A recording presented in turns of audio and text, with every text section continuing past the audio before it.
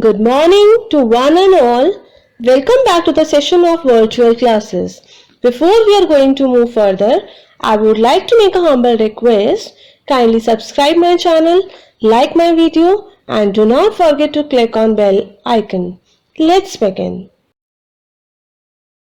So in today's class, we are going to discuss about the chapter number 1, Power Sharing of Political Science class 10.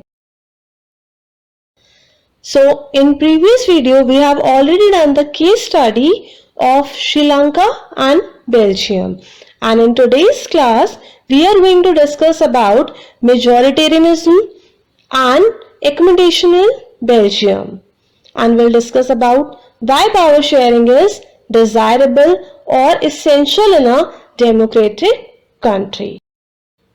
So majoritarianism refers to the rule by the majority group of people, and they can rule in the whichever way they want, even by disregarding the wishes and needs of the minority group of people. So here I hope that you got what majoritarianism means. So now we'll discuss more about it. Sri Lanka emerged as an independent country in 1948, and as we all know this, that Sinhala community was in majority. As a result, they started dominating minority groups by adopting majoritarianism. In 1956, an act was passed to recognize Sinhala as the only official language, thus disregarding Tamils. The new constitution gives special protections to Buddhism.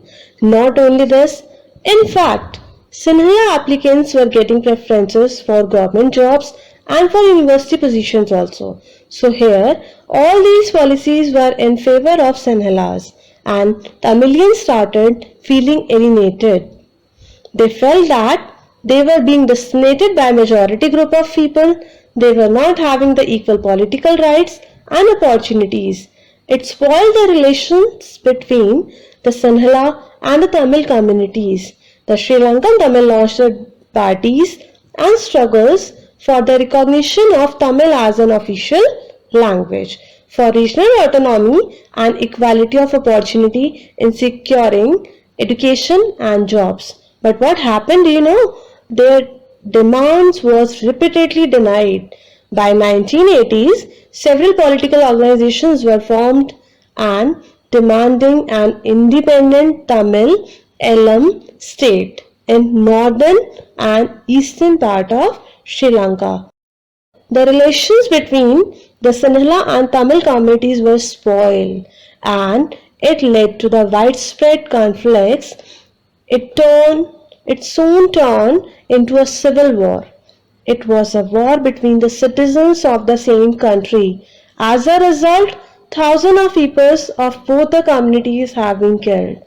Many families were forced to leave the country as refugees, and many more lost their livelihood. And this war results in declination of country in social, cultural, political and economical aspects. The Belgian leaders choose another way. They remember the regional differences and cultural diversities. So in 1970 and 1993, they amended means change. They amended their constitutions 4 times so that everyone can live together within the same country. So let's discuss those points. So first, constitution prescribes that the number of Dutch and French speaking ministers shall be equal in the central government, and not only this, some special laws were made to support the different group of people from each linguistic group. Second point is, many powers of the central government has been given to the state government of the 2 regions of the country.